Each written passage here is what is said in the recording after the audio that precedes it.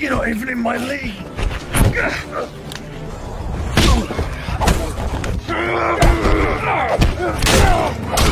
Sorry, I can't stick. Halo everyone, kembali lagi di F-Movie bersama saya. Di video kali ini kita akan membahas sebuah film yang berjudul Hunt to Kill. Jadi persiapkan diri kalian, karena sebuah spoiler akan segera menemani Anda.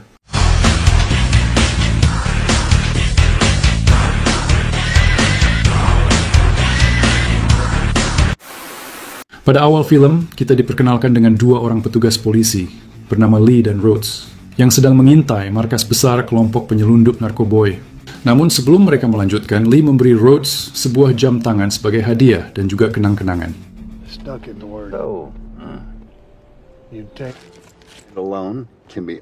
Mereka kemudian mulai menyergap, tetapi tampaknya mereka gagal menemukan satu orang pun di sana. Berniat ingin meninggalkan markas besar dan pergi keluar untuk memeriksa situasi, ternyata para penjahat itu sedang bersembunyi di area rahasia di dalam markasnya.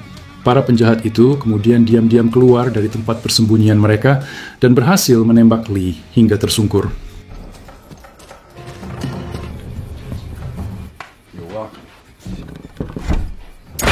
Rhodes yang menyadari situasi tersebut segera mencoba melakukan serangan balik dengan cepat hingga berhasil menghabisi mereka dengan hanya menyisakan satu penjahat yang hidup. Sayangnya, penjahat itu berhasil menikam Rhodes dan membalikkan keadaan. Dan saat dia hendak menghabisinya, Lee untungnya lebih dulu melakukannya.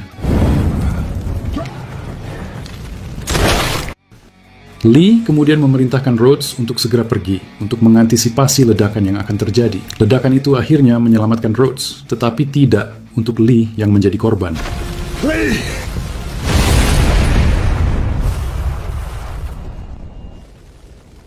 Cerita kemudian maju ke 4 bulan kemudian, yang mana latar cerita berpindah ke kota Nevada, tempat para petugas polisi sedang berusaha menangkap para penjahat yang baru saja menyelesaikan perampokan mereka. Namun seorang peretas berhasil membajak sinyal polisi sehingga para petugas terpaksa kehilangan jejak para perampok malam itu. Diketahui bahwa para bandit ini telah mencuri $10 juta dari sebuah kasino di kota itu. Dijelaskan seorang pria bernama Banks yang telah memerintahkan perampokan tersebut. Sementara seorang pria tua bernama Lawson bertindak sebagai dalang. Setelah melakukan aksinya, Lawson tampak segera meninggalkan tempat kejadian untuk menghancurkan mobil yang digunakan untuk menghilangkan jejak.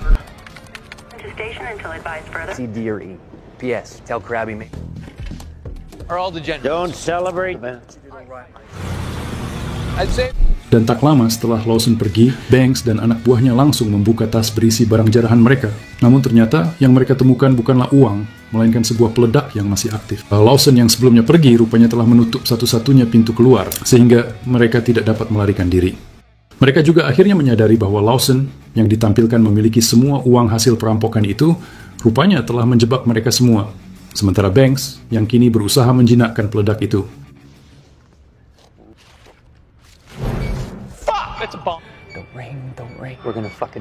Sementara itu, Lawson yang telah mengumpulkan semua uang hasil perampokan berusaha menyalakan alat itu menggunakan telepon genggamnya. Namun tanpa diduga, Banks dapat menonaktifkan bom itu tepat waktu hingga berhasil mencegah teror ledakan yang mengerikan itu. Akibat jebakan dan pengkhianatan Lawson, Banks dan pasukannya pun kini memutuskan untuk segera memburu dan menghabisinya. Banks kemudian memerintahkan peretasnya bernama Gary untuk melacak pergerakan Lawson menggunakan alat pelacak yang sebelumnya ia sembunyikan di pakaian Lawson.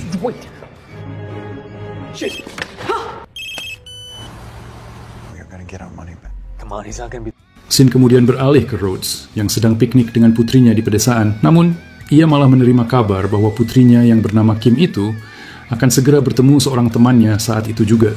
Segera setelah putrinya pergi, Rhodes menyiapkan senjata untuk berburu dengan seorang teman yang sedang menunggunya di hutan belantara. Hingga tak lama setelah putrinya pergi, Rhodes menerima telepon dari seorang sheriff yang meminta laporan dan kedatangannya ke kantor polisi karena Kim yang rupanya mencuri dari sebuah toko swalayan.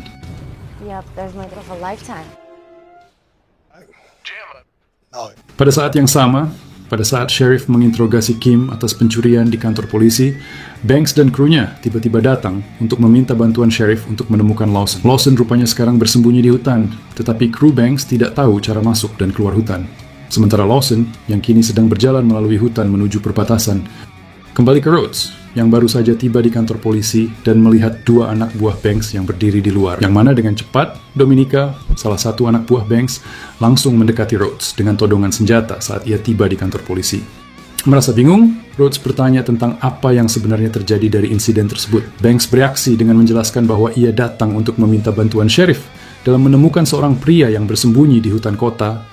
Namun penolakan sheriff untuk membantu memaksa mereka menghentikan kendali kantor polisi, tempat Kim, putri Rhodes, kini juga sedang berada. Setelah mengetahui situasi tersebut, Rhodes menawarkan bantuannya untuk menemukan Lawson dengan syarat Kim dan sheriff dibebaskan. Banks tampak menyetujui permintaan Rhodes, setuju untuk membebaskan Kim nantinya, tetapi tidak untuk membebaskan sheriff, yang kemudian langsung dihabisinya. Negotiation, friend.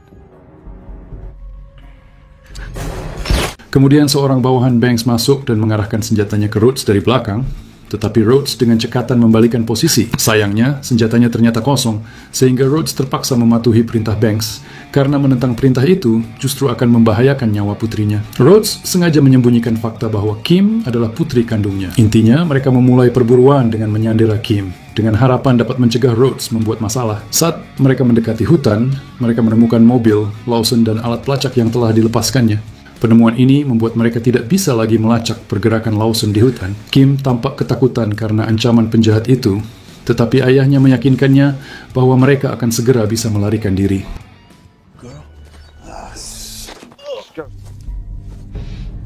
Selama perjalanan mereka, Rhodes sempat melihat Kim meminta izin kepada Dominica untuk buang air kecil. Namun ia segera mendengar teriakan dari Kim yang mengungkapkan bahwa salah satu kru Banks yang tampak ingin memperkaosnya. Tentu saja, hal ini membuat Rhodes marah, mendorongnya untuk menghabisi pria itu secara brutal. Mengetahui bahwa anggota regunya menyebabkan kekacauan, Banks segera memerintahkan salah satu dari mereka bernama Jensen untuk segera menghabisinya. Okay! Did you so fucking kill me? No, don't you know? Kemudian, ketika Banks menduga Rhodes memiliki hubungan dekat dengan Kim, ia menyatakan niatnya untuk mengeksekusinya juga. Namun, Kim yang melihat perlakuan ayahnya tentu saja langsung menyebutnya sebagai ayahnya, yang mana pada titik ini, kelompok tersebut akhirnya menyadari bahwa Kim dan Rhodes memang ayah dan anak. Setelah itu, Giri, seorang peretas yang terbiasa beroperasi di belakang layar itu, memulai kekacauan baru saat kekacauan mereda dan perburuan menjadi lebih terfokus. Kali ini, Giri mengeluh kelelahan dan kehabisan air. Jensen yang kesal dengan perilaku Giri, kemudian dengan santai memberinya air seninya untuk diminum, yang mana hal itu tentu saja seketika membuat Giri marah, yang mengakibatkan konflik fisik di antara mereka.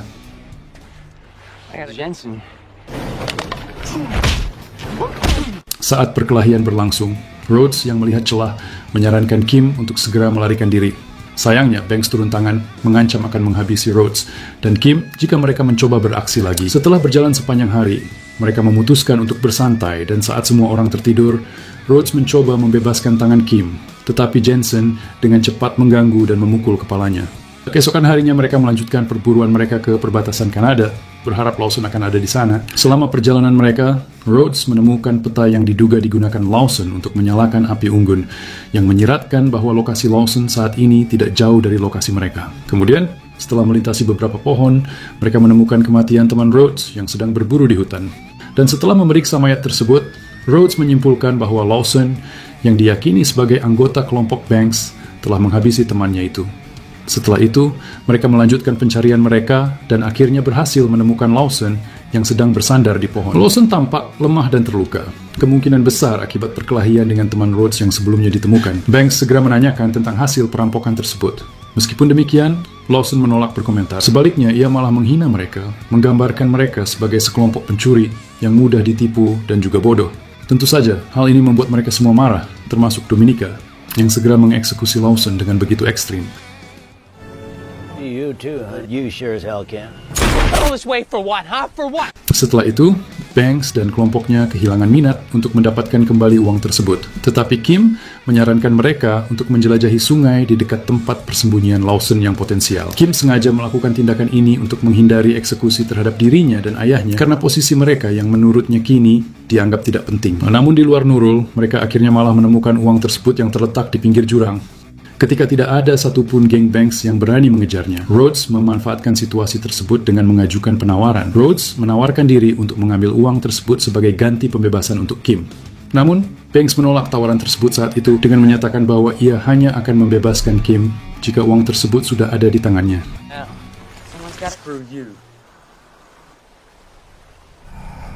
Singkatnya, setelah berjuang untuk menaiki tebing jurang yang curam itu, Rhodes akhirnya berhasil mengambil uang tersebut. Namun, begitu Banks berhasil mendapatkan uangnya, ia malah melepaskan tembakan ke Rhodes, diikuti Jensen kemudian memutuskan tali, menyebabkan Rhodes jatuh dari tebing yang curam. Nice job. Nice and easy. Operation. Kemudian, tepat saat Banks siap untuk menghabisi Kim, ia secara mengejutkan mengungkapkan bahwa ia memiliki jalan keluar dari hutan belantara. Ketika Banks mendengar hal ini, ia pun berubah pikiran untuk menghabisi Kim yang sekarang menjadi penuntun jalan keluar mereka. Dalam perjalanan keluar dari hutan, Geary mendekati Kim yang tampak tertarik pada wajahnya yang menarik dan sempat mengusulkan sebuah hubungan. Namun Kim menolak Geary hingga membuatnya marah. Geary langsung menganiaya Kim dengan kejam, tetapi Dominica membelanya dengan cepat mengalahkan Geary. Jenuh dengan kejenakaan Geary, Banks dan gengnya pun kemudian memutuskan untuk meninggalkannya sendirian. Fucking keep your hands. I should not. You're okay. Oh, loser. Sementara itu, tampak diperlihatkan keadaan Rhodes yang masih hidup dan langsung memulihkan dirinya dari luka tembak yang diterimanya. Rhodes kemudian mengambil ransel dengan perlengkapan cadangan dan hingga menemukan sebuah busur silang. Di sisi lain, Banks dan yang lainnya memutuskan untuk bersantai di malam hari setelah seharian berjalan kaki dan mulai kelaparan. Ketika mereka hendak makan, Jensen memberitahu mereka tentang semua makanan yang rupanya berada di ransel Geary. Sementara itu, kita melihat Geary yang selamat bersantai dengan banyak makanan. Namun, sendirian di jantung hutan membuat Geary gelisah jika ada makhluk liar yang akan menyerangnya. Nah, sementara itu, Rhodes sibuk menyiapkan beberapa anak panah untuk digunakan melawan Banks dan kelompoknya. Setelah menyiapkan senjata, Rhodes segera menyerang balik Banks dan anggotanya, dimulai dengan menghabisi Geary, yang saat ini terisolasi dari kelompoknya, yang kemudian dia habisi dengan begitu ekstrim setelah mengetahui Kim yang sedang dalam perjalanan ke perbatasan.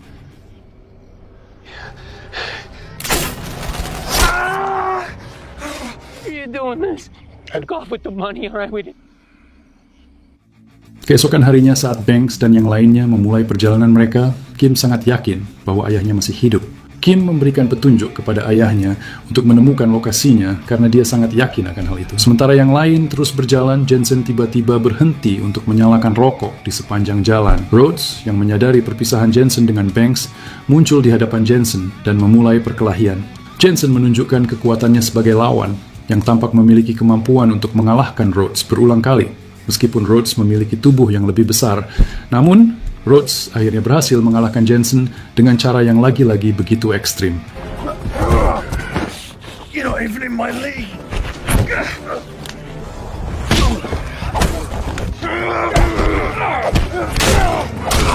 Sorry, I can't stick. Kemudian, Banks dan Dominic menelepon Jensen, tetapi dia tidak menjawab. Pada akhirnya, Banks dan Dominic memilih untuk meninggalkan Jensen. Sementara itu, Kim yang tampak yakin bahwa ayahnya telah berhasil menghabisi Jensen. Setelah berjalan jauh dan hampir mencapai perbatasan Kanada, Rhodes muncul dan melemparkan sebatang kayu berat ke arah Banks. Namun, kayu itu mengenai Dominic hingga mengkoitkannya seketika. Banks yang marah kemudian mengancam akan menghabisi Kim jika Rhodes terus mengganggunya. Banks kemudian mencoba menembak Rhodes hingga berhasil menjebaknya dan memaksanya jatuh ke jurang. Banks kemudian menjadikan Kim sebagai tamengnya untuk menemaninya ke perbatasan terdekat. Sementara itu, Rhodes yang kembali muncul mendapatkan kembali ketenangannya dan terus berusaha mengikuti Banks. Namun tampaknya Banks dan Kim telah tiba di perbatasan terlebih dahulu, tempat di mana Banks langsung menghabisi 3 orang yang sedang berkemah. Setelah kehabisan peluru dan waktu, Banks berencana untuk membuat Kim pingsan, sementara ia melarikan diri dengan quad bike. Tak lama kemudian, Rhodes datang dan memerintahkan Kim yang telah sadar untuk mencari bantuan. Ketika Banks tiba di pemukiman, ia kemudian bersembunyi karena suara kendaraan yang mendekat. Namun, begitu Banks tahu Rhodes mengejarnya, ia langsung berusaha melarikan diri, hingga akhirnya Banks melarikan diri ke sebuah gudang. Untungnya Rhodes menemukan keberadaan Banks dan terlibat dalam pertempuran sengit di sana.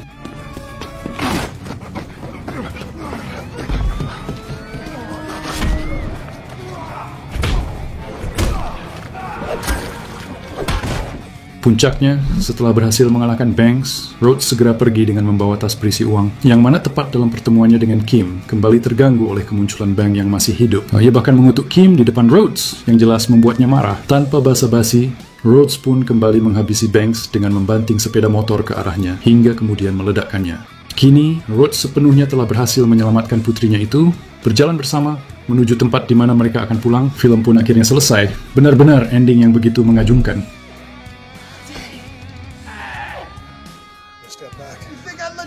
I hunt to kill. Oh, fuck.